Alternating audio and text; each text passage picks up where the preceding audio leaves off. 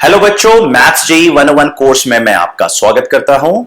आज हम बात करने जा रहे हैं वेवी कर्व की, लेकिन उससे पहले हम रिकैप करेंगे कि हमने पहले क्या सीखा था। आपको पता है कि हमने सबसे पहले बेसिक मैथ में हमने सीखा था कि बेसिक रूल्स ऑफ इनइक्वालिटी क्या होता है। हमने कुछ रूल्स देखे थे, उसके बाद हमने इनइक्वालिटी को नंबर लाइन पर रिप्रेजेंट किया था। हमने सीखा था कि इनइक्वालिटी को नंबर लाइन पे कैसे रिप्रेजेंट करते हैं और इनइक्वालिटी को सेट फॉर्म में कैसे लिखते हैं। उसके बाद बच्चों हमने इनइक्वालिटी को जब सेट फॉर्म में रिप्रेजेंट कर दिया था, उसके बाद हमने सेट्स का दो बहुत ही इंपॉर्टेंट कॉन्सेप्ट यूज किया था, यूनियन और इंटरसेक्शन।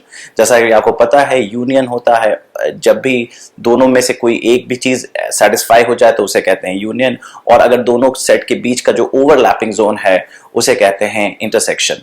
तो आइए इन सारी चीजों का एप्लीकेशन आप देखेंगे वेवी कर्व में। तो आज हम पहला वीडियो बना रहे हैं वेवी कर्व का, और वेवी कर्व में पहले हम एक एग्जाम्पल से शुरू करेंगे। तो आइए इस वीडियो में हमने क्या एग्जाम्पल लिया है देखते हैं। जैसा कि आप देख सकते हैं स्लाइड पे लिखा हुआ है एक एक्सप्रेशन।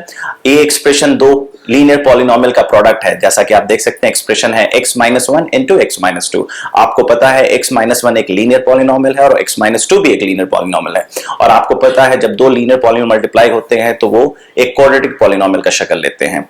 लेकिन अभी हमें यह जानना है कि x-1 इंटू x-2 ये जो कंप्लीट एक्सप्रेशन है ये पॉजिटिव कब होगा।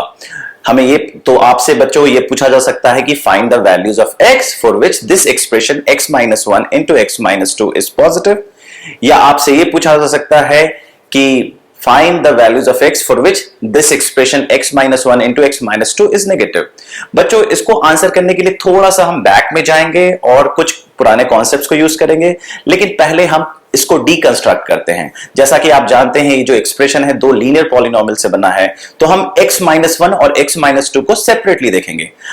देखिए जैसा कि आपको पता है x-1, आप अगर नंबर लाइन ड्रॉ करोगे और x इज इक्वल टू 1 को प्लॉट करोगे तो आपको पता है x-1 की value x is equal to 1 पे क्या होगी। मैं x को 1 से रिप्लेस करूंगा, 1 - 1 इज 0, तो आपको पता है x-1 की value x is equal to 1 पे 0 होती है। अगर मैं नंबर लाइन पे x इज इक्वल टू 1 पे एक लाइन खींच दूं तो हमारा जो नंबर लाइन है वो दो हिस्से में बट गया है, एक राइट और एक लेफ्ट। राइट हिस्से को हम कहेंगे रीजन 1 और लेफ्ट हिस्से को कहेंगे रीजन 2। रीजन 1 के लिए आपको पता है रीजन 1 में सारे वो नंबर्स हैं जो 1 से बड़े हैं, तो मैं रीजन 1 को लिखूंगा x is strictly greater than 1, और रीजन 2 में मैं देखूंगा वो सारे नंबर जो 1 से छोटे हैं वो रीजन 2 में पाए जाते हैं, तो मैं रीजन 2 को नोटिफाई करूंगा x is strictly less than 1, और x इज इक्वल टू 1 एक पॉइंट है नंबर लाइन पे, जैसा कि आप देख सकते हैं। सिमिलरली हम x-2 एक्सप्रेशन को ऑब्जर्व करते हैं। आपको पता है x-2 अगर हम नंबर लाइन ड्रॉ करेंगे तो आपको पता है x इज इक्वल टू 2 पे ये एक्सप्रेशन x-2 0 हो जाएगा, क्योंकि 2 - 2 0 होता है। आप फिर से x इज इक्वल टू 2 पे एक लाइन ड्रॉ कर देंगे तो आपका जो नंबर लाइन है फिर से दो रीजन में बढ़ जाएगा, रीजन 1 और रीजन 2। अगर आप राइट साइड को रीजन 1 कहेंगे और लेफ्ट साइड को हम रीजन 2 कहेंगे। रीजन 1 आपको पता है राइट साइड में सारे नंबर जो 2 से स्ट्रिक्टली बड़े हैं वो पाए जाते हैं, तो मैं रीजन 1 को रिप्रेजेंट करूंगा x is strictly greater than 2, और रीजन 2 को मैं कहूंगा x is strictly less than 2, क्योंकि रीजन 2 में सारे नंबर जो 2 से कम है वो इसमें पाए जाते हैं। अब हम क्या करेंगे, अब हम इन दोनों को एक साथ देखने की कोशिश करेंगे, that is x-1 into x-2। तो आपको पता है x-1 इंटू x-2 एक एक्सप्रेशन है। कोई भी एक्सप्रेशन जीरो कब होता है, किसी भी दो नंबर का प्रोडक्ट जीरो कब होता है, आपको पता है दोनों में से कोई एक भी अगर जीरो हो जाए तो वो एक्सप्रेशन जीरो हो जाता है। तो अगर आप देखें x-1 इंटू x-2, आपको पता है अगर मैं x को 2 से रिप्लेस कर दूं तो ये एक्सप्रेशन 0 हो जाएगा, और अगर मैं x को 1 से रिप्लेस करूं तो भी ये एक्सप्रेशन 0 हो जाएगा। तो मैं नंबर लाइन पे x इज इक्वल टू 1 और x इज इक्वल टू 2 दो लाइन, जैसा कि आप देख सकते हैं स्लाइड में मैंने दो लाइन बना रखा है, एक है x इज इक्वल टू 2 और दूसरा है x इज इक्वल टू 1। अब जो आपका नंबर लाइन है आप गौर से देखिए तो तीन रीजन पे बढ़ गया है। एक्सट्रीम राइट को हमने कहा है रीजन 1, बीच वाले हिस्से को कहा है रीजन 2, और एक्सट्रीम लेफ्ट को कहा है रीजन 3। अगर आप देखोगे तो रीजन 1 जो है वो 2 के राइट है, तो मतलब 2 से जितने भी नंबर्स बड़े हैं वो रीजन 1 में लाई करते हैं, और रीजन 2 में देखिएगा तो वो 1 और 2 के बीच के जितने भी नंबर्स हैं वो रीजन 2 में लाई करते हैं। तो इसे मैं कहूंगा 1 is strictly less than x is strictly less than 2। तो रीजन 2 को हम रिप्रेजेंट करेंगे x lies between 1 and 2, और रीजन 3 को हम रिप्रेजेंट करेंगे x is strictly less than 1।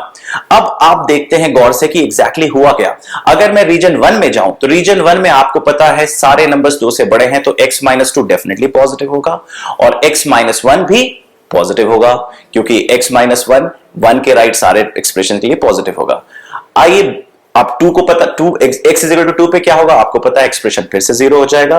Right side में दोनों पॉजिटिव हैं, रीजन 1 में दोनों पॉजिटिव हैं, x इज इक्वल टू 2 में एक 0 हो गया, तो मतलब पूरा एक्सप्रेशन 0 हो गया। अब 1 और 2 के बीच में देखते हैं, आपको पता है 1 और 2 के बीच में x माइनस 2 एक्सप्रेशन नेगेटिव हो जाता है और x माइनस 1 अभी भी 1 के राइट है, तो अभी भी पॉजिटिव होगा। तो पॉजिटिव इंटू नेगेटिव, आपको पता है किसी भी दो नंबर का प्रोडक्ट नेगेटिव कब होता है, जब one of the two if they are having opposite sign। अगर किसी भी दो प्रोडक्ट का नंबर, किसी भी दो नंबर का प्रोडक्ट अगर पॉजिटिव होता है तो ये इसका मतलब होता है कि वो दोनों सेम साइन के, जैसा कि हमने इनइक्वालिटी के रूल्स में पढ़ा था। तो हम ये कह सकते हैं x जो रीजन 2 है 1 और 2 के बीच वाला, उसमें x माइनस 1 पॉजिटिव है बट x माइनस 2 नेगेटिव है। इसका मतलब ये पूरा एक्सप्रेशन नेगेटिव हो जाएगा। x इज इक्वल टू 1 पे देखिए क्या होगा, आपको पता है x इज इक्वल टू 1 पे x माइनस 1 0 हो जाएगा, तो x माइनस 1 0 होते ही एक्सप्रेशन फिर से 0 हो जाएगा। हम आएंगे फिर रीजन 3 में। रीजन 3 में आप देखेंगे x is strictly less than 1। अगर आप रीजन 3 में है x is strictly less than 1 है, तो इसका मतलब x माइनस 1 भी नेगेटिव होगा और x माइनस 2 भी नेगेटिव होगा, क्योंकि 2 से लेफ्ट ही 1 होता है और 1 के लेफ्ट हम आते हैं, तो x माइनस 2 अभी भी नेगेटिव होगा। तो आपको जैसा कि पता है दोनों एक्सप्रेशन रीजन 3 में नेगेटिव हो चुके हैं। तो आपको पता चल चुका है कि रीजन 1 में दोनों लीनियर एक्सप्रेशन पॉजिटिव हैं, रीजन 2 में दोनों लीनियर एक्सप्रेशन अपोजिट साइन के हैं और रीजन 3 में दोनों लीनियर एक्सप्रेशन नेगेटिव है, मतलब सेम साइन के हैं। आपको पता है कि दो नंबर का अगर सेम साइन होता है तो प्रोडक्ट पॉजिटिव होता है और अगर अपोजिट साइन होता है तो नेगेटिव होता है। तो जैसा कि आप देख सकते हैं रीजन 1 में दोनों एक्सप्रेशन पॉजिटिव है तो पूरा एक्सप्रेशन पॉजिटिव हो जाएगा। रीजन 2 में दोनों अपोजिट साइन के हैं तो पूरा एक्सप्रेशन नेगेटिव हो जाएगा और रीजन 3 में आपको पता है कि दोनों एक्सप्रेशन नेगेटिव है, मतलब सेम साइन के हैं, तो अभी भी प्रोडक्ट पॉजिटिव होगा और x इज इक्वल टू 1 और x इज इक्वल टू 2 पे ये एक्सप्रेशन 0 हो जाएगा। आइए इस चीज के एनालिसिस पे हम ये सवाल को हैंडल करते हैं। आप देख सकते हैं पहला सवाल आपके बोर्ड पे लिखा हुआ है, solve x minus 1 into x minus 2 strictly greater than 0। किसी भी इनइक्वेशन को सॉल्व करने का मतलब क्या होता है? किसी भी इनइक्वेशन को सॉल्व करने का मतलब होता है कि आपको वो सारे वैल्यूज ऑफ x निकालने हैं जिसके लिए एक्सप्रेशन पॉजिटिव है। तो आप देख सकते हैं हम ऑलरेडी हमने ये एनालिसिस कर रखा है, हमें पता है रीजन 1 और रीजन 3 में दोनों एक्सप्रेशन सेम साइन के हैं तो प्रोडक्ट डेफिनेटली पॉजिटिव होगा। तो इसका आंसर हम कह सकते हैं रीजन 1 और रीजन 3। लेकिन हम अपने आंसर को मैथमेटिकली लिखना है, हमें सेट फॉर्म में लिखना है, तो हमें पता है रीजन 3 को हम कैसे रिप्रेजेंट करेंगे। रीजन 3 को हम लिखेंगे x belongs to minus infinity to 1 और रीजन 1 को हम रिप्रेजेंट करेंगे x belongs to 2 to infinity. तो इसका आंसर होगा x belongs to minus infinity to 1 union 2 to infinity. सारे ओपन ब्रैकेट है क्योंकि ये एक्सप्रेशन स्ट्रिक्टली ग्रेटर देन 0 है। आइए दूसरे एग्जांपल को देखते हैं। दूसरे एग्जांपल में एक छोटा सा चेंज है। छोटा सा चेंज वो है, जैसा कि आप देख सकते हैं कि इसमें लिखा है x minus 1 into x minus 2 greater than equal to 0। बच्चों पहला सवाल और दूसरे सवाल में आपको बहुत ज्यादा ध्यान में रखना है कि इसमें 0 इंक्लूड करना है। इसमें आपको सिर्फ नॉन नेगेटिव नंबर को नहीं इंक्लूड करना, पॉजिटिव और 0 दोनों इंक्लूड करना है, क्योंकि ये स्ट्रिक्टली 0 नहीं, ग्रेटर देन 0 नहीं लिखा है, इसलिए लिखा है ग्रेटर देन और इक्वल टू 0। तो अगर मैं इसका सॉल्यूशन बोलूं तो अभी भी रीजन 1 और रीजन 3 अभी भी पॉजिटिव है और इस बार हम x इज इक्वल टू 1 और x इज इक्वल टू 2 भी इंक्लूड करेंगे। तो आपको पता है, आपने क्लोज इंटरवल ओपन इंटरवल के कॉन्सेप्ट में पढ़ा है हाउ टू रिप्रेजेंट देम। हम इसको लिख सकते हैं x belongs to minus infinity to 1 would be in square bracket union 2 to infinity 2 would be on square bracket. आपको जैसा कि पता है इंफिनिटी और माइनस इंफिनिटी हमेशा ओपन ब्रैकेट में रखा जाता है क्योंकि वो नंबर, उसे हम रियल नंबर ट्रीट नहीं करते हैं। आइए तीसरे एग्जांपल को देखते हैं। तीसरा एग्जांपल में फिर से कहा है solve this equation for x minus 1 into x minus 2 is strictly less than 0। आप फिर से देख सकते हैं, फिर से इसमें स्ट्रिक्टली लेस देन 0 कह रहा है। आपको पता है कौन सा रीजन है हमारा आंसर, आपको पता है रीजन 2 इज आवर आंसर।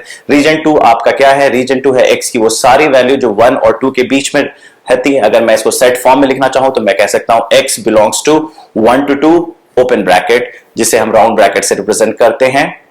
आपको पता है आपको 1 और 2 इंक्लूड नहीं करना होगा क्योंकि इसमें साफ लिखा है x minus 1 into x minus 2 is strictly less than 0। आगे क्या कहते हैं, आखिरी एग्जाम्पल देखते हैं इस वीडियो का, जो है x minus 1 into x minus 2 is strictly, यहां पे स्ट्रिक्टली लेस देन 0 नहीं है, यहां पे लिखा है x minus 1 into x minus 2 less than और इक्वल टू 0। आपको जैसा कि पता है कि हमें इस बार 0 को इंक्लूड करना होगा, तो आप कह सकते हो इसका आंसर होगा रीजन 2 भी और at the same time region 2 के दोनों एंड पॉइंट्स भी।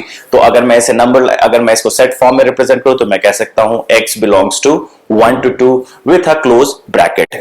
नेक्स्ट वीडियो में हम नेक्स्ट कॉम्प्लिकेशन पे जाएंगे कि और डिफरेंट 3 लीनियर पॉलिनोमियल हो, 4 पॉलिनोमियल हो तो उसको कैसे हैंडल करना है, फिर हम उसको जनरलाइज करेंगे, फिर उसके बाद हम फर्दर रैशनल एक्सप्रेशंस में भी जाएंगे कि वेवी कर्व को हम रैशनल एक्सप्रेशन में कैसे हैंडल करते हैं, और उसके बाद हम पावर्स में भी जाएंगे कि अगर किसी एक्सप्रेशन में different odd powers, even powers हैं तो उसे कैसे हैंडल करना है। तो चलिए चलते हैं नेक्स्ट वीडियो में, देखते हैं कि नेक्स्ट वेवी कर्व का कॉम्प्लिकेशन क्या है।